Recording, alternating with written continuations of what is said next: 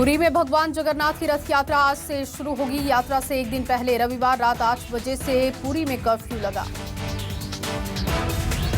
पुरी में कर्फ्यू मंगलवार सुबह 8 बजे तक जारी रहेगा। पुरी शहर के सभी एंट्री पॉइंट सील किए गए। रथ यात्रा उत्सव श्रद्धालुओं के बगैर ही होगा। घर और छत से रथ यात्रा देखने की राहत होगी।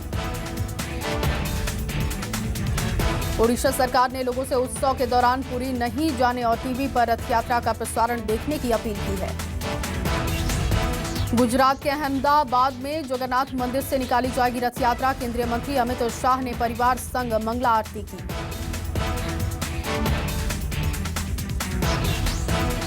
सोनिया गांधी से मुलाकात कर रायपुर लौटे सीएम बघेल। नेतृत्व परिवर्तन की अटकलों को किया खारिज। कहा निगम मंडल समेत कई मुद्दों पर हुई चर्चा।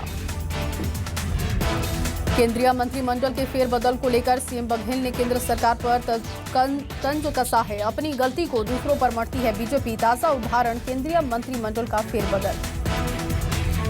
सीएम बघेल ने केंद्र सरकार पर निशाना साधा। सीएम ने कहा कि भेदभाव करने का काम करती है केंद्र सरकार। बीजेपी के नेता अपने नेताओं को कुछ भी नहीं कह सकते। रायपुर में शराबबंदी को लेकर बीजेवाईएम कार्यकर्ताओं ने सरकार के खिलाफ मोर्चा खोला। कार्यकर्ताओं को रोकने के लिए बैरिकेडिंग की गई। प्रदर्शन के दौरान पुलिस और कार्यकर्ताओं के बीच झड़प भी हुई। सीएम शिवराज सिंह ने कपड़ा उद्योग का भूमि पूजन किया। बंद पड़े सोयाबीन प्लांट की जमीन पर कपड़ा उद्योग का विकास किया जाएगा। कपड़ा उद्योग भूमि पूजन के दौरान मंत्री मोहन यादव, राज्यवर्धन दत्ती, गांव सांसद अनिल फिरोजिया भी मौजूद रहे। भोपाल में कांग्रेस ने किया प्रदर्शन। पुलिस ने किया वाटर कैनन का इस्तेमाल। डीआईजी और दिग्विजय सिंह के बीच में बहस हुई। पार्क में निर्माण होने पर दीवार तोड़ने की धमकी। स्कूलों को लेकर हुआ एमपी में सीधा टकराव। स्कूल संचालक सरकार और अभिभावकों के बीच टकराव की स्थिति। स्कूल खोलने की जिद पर अड़े हैं कई स्कूल संचालक। स्कूल संचालकों ने 14 जुलाई से ऑनलाइन क्लास बंद करने की चेतावनी दी है। स्कूल ना खुलने पर ऑनलाइन क्लासेस बंद कर दी जाएगी। स्कूल संचालकों को सरकार ने सीधे आदेश दिया। कोरोना काल में नहीं खुलेंगे स्कूल, तब तक कोई भी स्कूल नहीं बढ़ा सकता है फीस।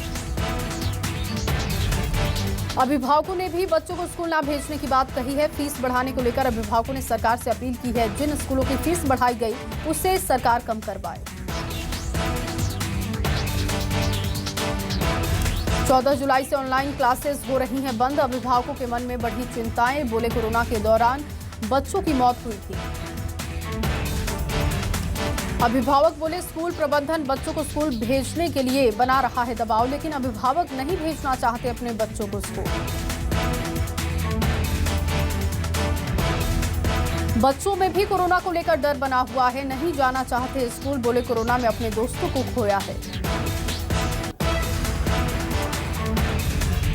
छत्तीसगढ़ में कोरोना के ग्राफ में गिरावट देखी गई। 24 घंटे में सामने आए हैं 188 नए मामले। प्रदेश में कोरोना से मरने वालों की संख्या में भी कमी है। एक दिन में इलाज के दौरान 3 लोगों की मौत हुई। राज्य में एक्टिव मरीजों की संख्या 4000 के पार है। राजधानी रायपुर में सामने आए हैं 15 नए मामले।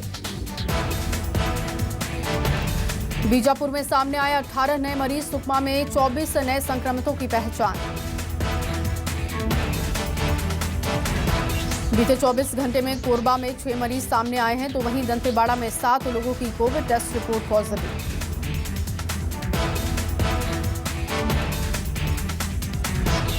भिंड के कई वैक्सीनेशन सेंटर पर वैक्सीन लगवाने के लिए धक्का मुक्की देखने को मिली। गोहद इलाके में 3 वैक्सीन सेंटर पर तोड़फोड़ की गई। वैक्सीनेशन सेंटर पर सामने आई मारपीट की तस्वीर और वैक्सीन लूटने की घटनाएं। सेंटर पर सुबह से ही भीड़ बेकाबू हो रही थी। बेकाबू भीड़ ने वैक्सीन सेंटर के अंदर घुसकर वैक्सीनेशन टीम के साथ धक्का मुक्की की। दुर्ग में नहीं दूर हुआ वैक्सीनेशन का संकट। जिले के 395 वैक्सीनेशन सेंटर्स पर लटके ताले। जिले में कोवैक्सीन और कोविशील्ड वैक्सीन खत्म हुई। तीसरी लहर की आहट के बीच वैक्सीनेशन बनी चुनौती। 8 दिनों से आउट ऑफ स्टॉक चल रही है वैक्सीन। शनिवार को जिले में नहीं लगाई गई वैक्सीन। इंदौर में फर्जी प्रमोशन के मामले में आईएएस संतोष कुमार वर्मा की गिरफ्तारी हुई है। कोर्ट के नकली ऑर्डर दिखाकर लिया था प्रमोशन, डॉक्यूमेंट से वेरीफाई करने पर खुलासा हुआ।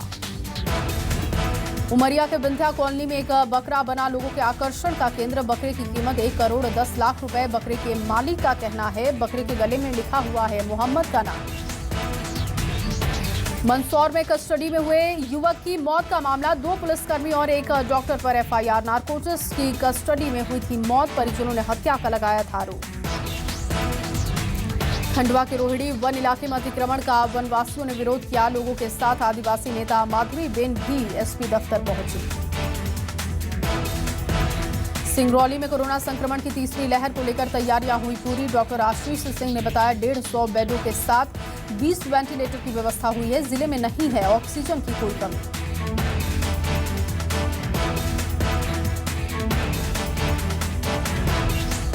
बलौदा बाजार में कोविड की तीसरी लहर से बच्चों को बचाने के लिए कार्यशाला का आयोजन हुआ। कलेक्टर ने किया कार्यशाला का आयोजन।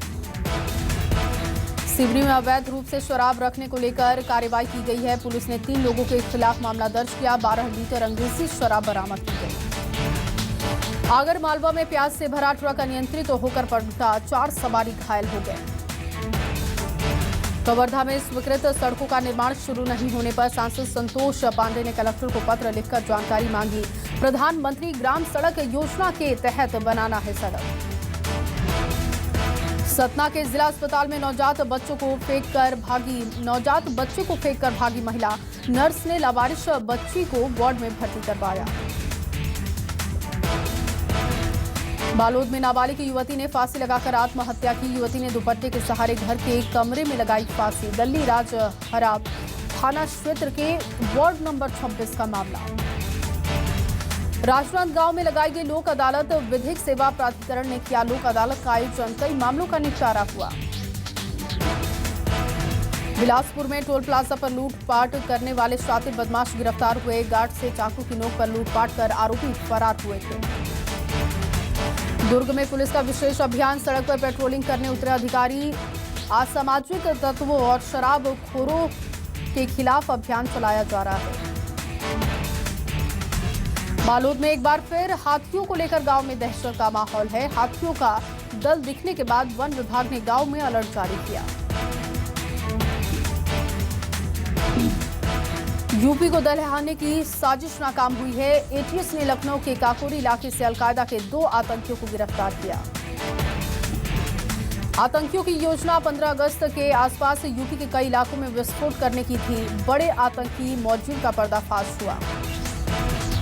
दोनों आतंकी अलकायदा समर्थित संगठन से जुड़े हैं। संगठन का हैंडलर अल जैदी पाकिस्तान में रहता है। आतंकियों ने पूछताछ में बताया कि कई साथी फरार हो गए हैं। उनकी गिरफ्तारी के लिए प्रयास जारी है। आतंकियों से बड़ी मात्रा में विस्फोटक बरामद किया गया। एटीएस ने कई संदिग्ध चीजें भी बरामद की।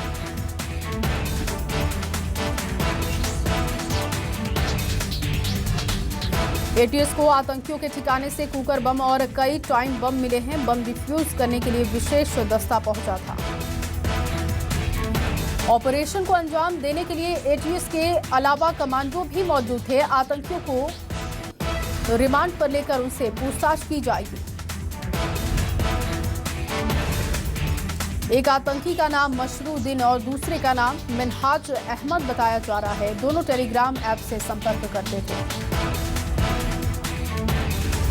गिरोह में लखनऊ और कानपुर के अन्य आतंकी भी शामिल। आतंकियों की तलाश में यूपी की कई फोर्स जुटी हुई हैं। यूपी एटीएस की 2 टीमें कानपुर पहुंचेंगी। पेंच बाग से एक युवक को एटीएस की टीम ने उठाया है। पूछताछ के दौरान कई मामलों के खुलासे का अनुमान है।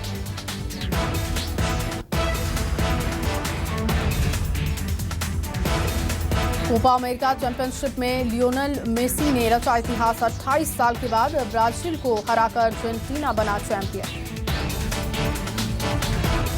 भारत श्रीलंका के वनडे सीरीज में पहले बीसीसीआई ने श्रीलंका को दी सलाह। भारत के खिलाफ बैकअप टीम तैयार रखने को कहा।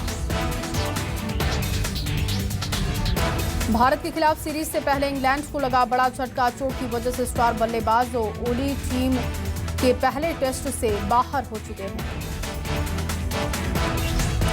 कोच शास्त्री ने ऋषभ पंत की जमकर तारीफ की। कहा, पंत ने जिस तरीके से खेला है, लोग पूरी जिंदगी में नहीं कर पाते जो पंत ने 2-3 महीने में कर दिखाया।